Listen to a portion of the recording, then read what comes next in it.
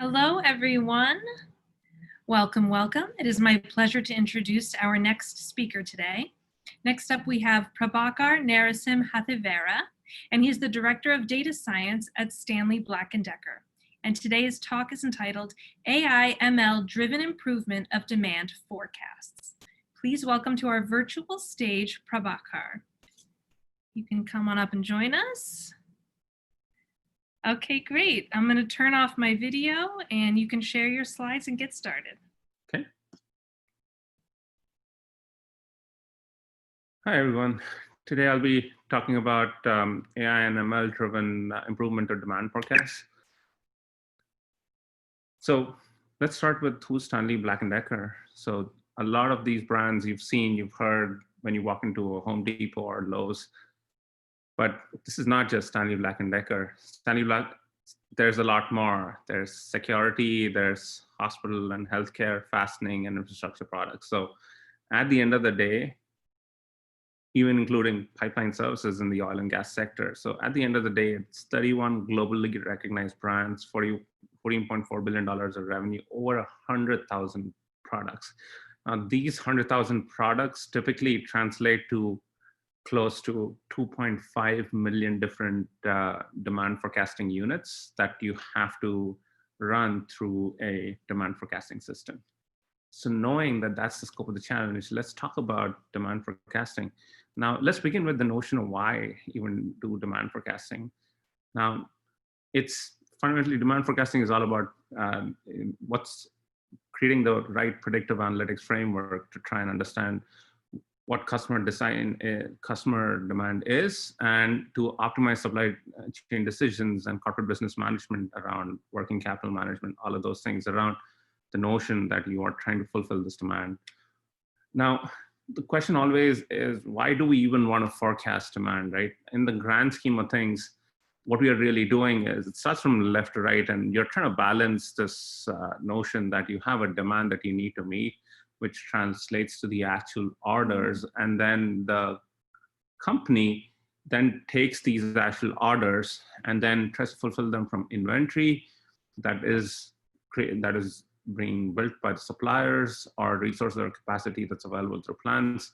And you're trying to balance this whole equation, trying to deliver the actual orders with the right level of service level of agreement. And demand forecasting is all about knowing upfront what's going to be that demand objective that you then need to optimize the rest of the supply chain for. So getting that right is actually paramount to, in the grand scheme of things, to actually help do better planning downstream. Now, the question is why artificial intelligence or machine learning in demand forecasting? One of the key things that changes from the current statistical forecasting methods is the formulation, by its very nature, gives us the ability to look at multiple different SKUs together and gives us the ability to scale the approach in a multi-time series approach. Otherwise, for 2.5 million forecasts, if you're trying to train 2.5 million different routines of model training, statistical model training across data sets, it's not the most efficient way to do it from a compute perspective. So you'd be spending a lot of time and money to do demand forecasting. Then it's about feature handling. How do you build the set of features? How do you scale them across all of these time series? How do you do optimization and pick the best model? How do you pick the data sizes? This is where AI/ML kind of scales to the problem that's in front of us. And the other thing that's really nice is you get systemic insights across those multiple time series when you build a ML model or AI model that goes across them. Now, one thing that happens though is how you glean those insights, how you interpret them, and how there could potentially be ways in which the approach fails. You have to be really careful, because this is where the challenge is compounded and you're in a new space and trying to work. Even as a business partner, when you adopt this type of algorithm, what you're really looking for and how you make the decision changes, and what information to expect from your data science partner also changes. Now, then let's go to the place where what makes this problem really challenging. One thing is data availability and agility. Based on just where the whole field is at and where all the software updates that are currently being made, all the libraries that are being developed, even in the open source world, the execution of the algorithm or scaling of approaches related to the data science work is not the key challenge. It's about the data availability, the visibility into one's retailer POS data, the company's promotions, the shipment information, when the shipments were made, sales orders, shipments being made early or sales orders being delivered early to pull in, make, certain financial actions that are done to record revenue earlier. All of these challenges together, they present this unique perspective that now has to be considered within demand forecast. And I haven't even reached the external market risks and external drivers. Like, for example, a tornado could take out your primary retailers in a particular area, and you suddenly lost for 4 to 6 weeks a place where you would have otherwise sold the product. And this is the key challenge. It's the availability and the agility of the data itself. Is it available at the right level of granularity? All of those challenges need to be addressed upfront before you build a more complex forecasting system. Second thing is product life cycles. Especially in this industry where you have 100,000 plus products across 31 different brands, you have to be really, really cognizant of the notion that products go through their life cycles. There are some that are new, there are some that are established, and there are some that are declining and at the end of their life cycle. Now, the forecast accuracy is really, really good in the sweet spot where you have a long, well-established product that's been in the market. But given how the world changes and how often it changes today, you have a very narrow range in which you can gain that forecast accuracy. So there's also the additional change of how do you improve the forecast accuracy during the introduction phase and the decline phase? How do you plan for E&O downstream? And when I say E&O, it is basically obsolescence and end of life products. How do you handle them? And when you do product introduction, how do you take a look at that type of demand curve as it grows? The other thing is, this is a well-known restructuring of the patterns that are to be accounted in time series. And historically, all statistical algorithms, all approaches have been built to handle this. But when you just have to do this across multi-time series, and you want to scale the approach and handle all of these different scenarios of whether the data is stationary, whether you can capture seasonality, whether you can capture a trend, whether you can capture a irregular noise that is, or a fluctuation that you see within the data, or whether you see a intermittency where there's no demand for a product and then suddenly there's a spike of demand and then it goes back to zero. So that type of intermittency of data, to take care of all of these patterns, the approach that you have to build has to account for these things. One of the key things that changes with the AIML approach is you have to now change how you do cross-validation. So when you build out the data sets and you create a rolling training framework, you have to be very careful about how you build the cross-validation in the ML framework. And last but not the least is the accuracy metrics. When you take multi-time series, the scale of the time series can bias how the model will work better for certain high volume elements, or it might penalize a smaller volume element that requires higher accuracy. Even though we have a very nice stable demand pattern, the model will still not be able to recognize it because it's biased towards the higher volume data. So when you build out, you have to think about what is the right metric then to optimize with in the multi-time series. So MACE and MAPE are some of the methods that work, but MAPE again doesn't work with certain situations like intermittency. So you have to pull up a much better mechanism. I've seen MACE do really well, especially in this type of scenario. And especially when you scale MACE across multiple SKUs, then the scaled MACE is a good way to handle that. Because what's really nice about MACE by design is the fact that it's not scale. The element, I mentioned scale maze, but I correct myself. Maze itself doesn't require and doesn't have the notion of a scale, because what you're doing is you're comparing against a essentially the forecast value added by your model with respect to a seasonal naive model. And that improvement ratio is what Maze is. That's the intuition behind it. And using that type of metric helps you unify the approach across multiple SKUs in a multi-time series scenario.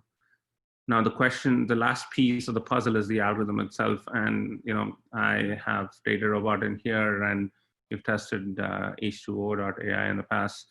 The whole notion of a AutoML, one thing you always want to remember with an AutoML is an AutoML at the end of the day carries the habits of the designer. So you have to be really careful and really understand the guts of how the AutoML works to really integrate it into your system. So when you take advantage of it, you understand that you are not fixing parameters that you would have otherwise considered, parameters that you would have, when I say parameters, they're more like hyperparameters that you would have optimized as part of the model training process. And also, there are cases where you can really leverage these AutoML solutions, because the AutoML solutions are not just AutoML solutions. They're also now creating robust libraries where you don't have to code out all of the recipes that you would have come up with. So they are already leveraging some of those. They're leveraging standard out of the box algorithms.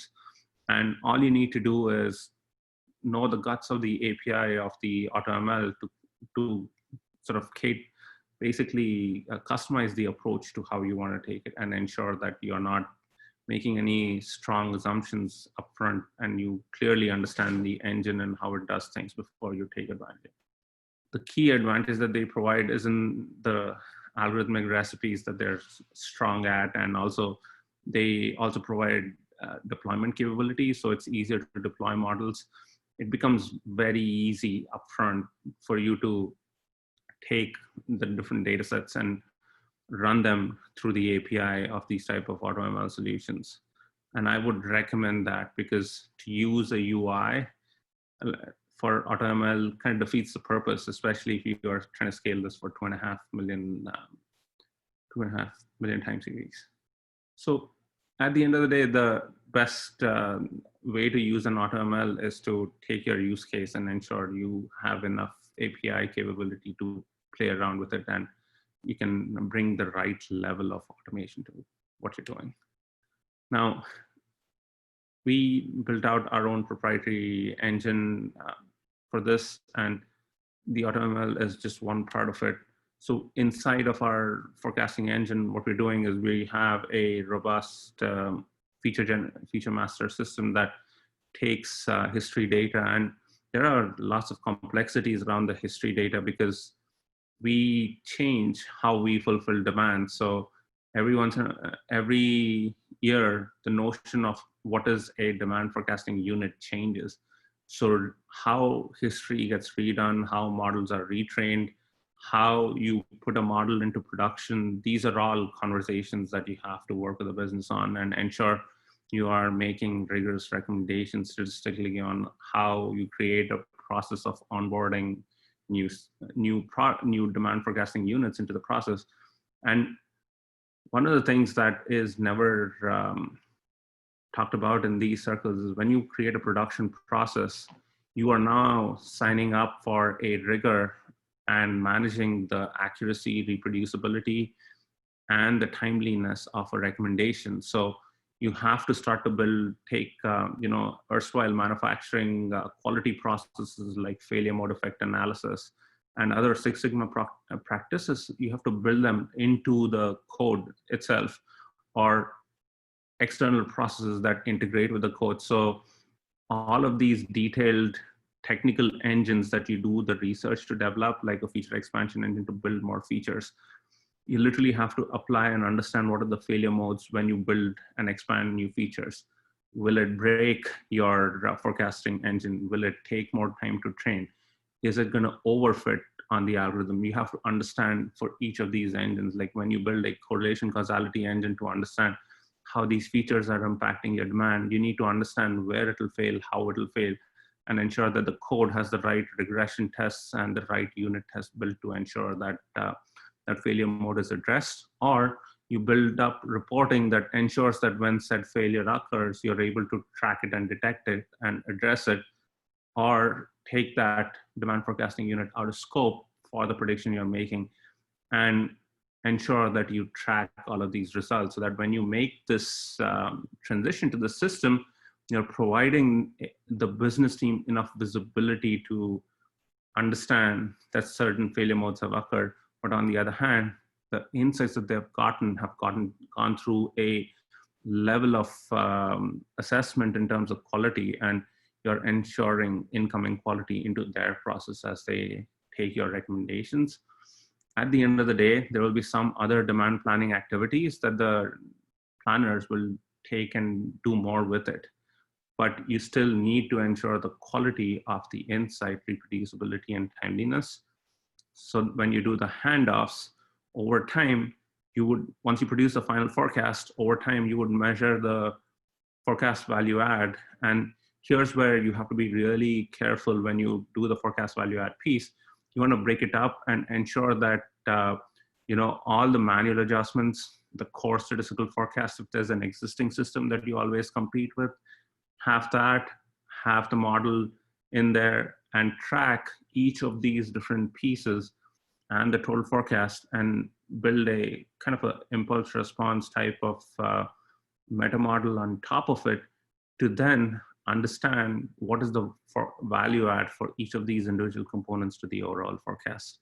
When you do that, you now have a full process where you can treat each of these different complex pieces of data, and you can address different parts of different types of demand patterns that you saw, and build algorithms and build a multi-algorithm combination now, which addresses quality, which addresses downstream accuracy needs, and addresses downstream communication needs. And then you have a full forecasting process in there. Now, once these forecasts are produced, are we done? And I clearly mentioned that there is a notion where there's a demand planning team that's out there, right? So essentially, supply chain planning and data scientists, it always feels like we are at odds, but no, we're not. We have to bridge this through communication that happens through measurement, through all the meta-analysis that I talked about. Now, in terms of a roadmap activity, right, this is what crawl, walk, run looks like. You start with making a case for all the SKUs that you can do a better job of prediction on. Then you start to do like automated forecasting. But this transition from thoughtful action to enhanced recommendation needs an onboarding process to begin with. The onboarding can happen automatically, but you need to, when you start this process, be very specific and ensure that as you go towards automation, all the visibility requirements are met. And that visibility requirement, once they're met, you will have a fully visible communicative system that then does it in an automated way. But the people who are managing the models now will have enough visibility to make corrective actions in the system. In this case, as you develop and deliver these type of projects, you always want to have an operating model to ensure that you've done your due diligence as you build the production process. And this is what we use in our team. And this allows us to basically engage the customer, and we go through a whole cycle of ideation. We explore the different hypotheses that impact the demand forecast. Then we build out the architecture, and this is where we built out the solution, and we had a full feature library that then becomes a continuous improvement part. And that continuous improvement comes through the value acceleration piece, where we deploy the model, use the forecast, and use the forecast value add analysis to drive SKUs in and out of the process. And we now have a CI/CD pipelining process that allows us to make those changes and deploy. Every time we do a new deployment of an algorithm, we recalculate all through the history of the model recommendations we would have made to actually check that we would have done better with this new system versus the old before we do a replacement. And then we use across the same time period where we did the predictions, we run a Wilcoxon test where the null hypothesis is the new model does better than the existing. And we do the test across multiple SKUs and are in production over the time period to ensure that when we need to switch some SKUs out of the process, or we need to switch out a new algorithm in the process, we have a good mechanism to switch things out.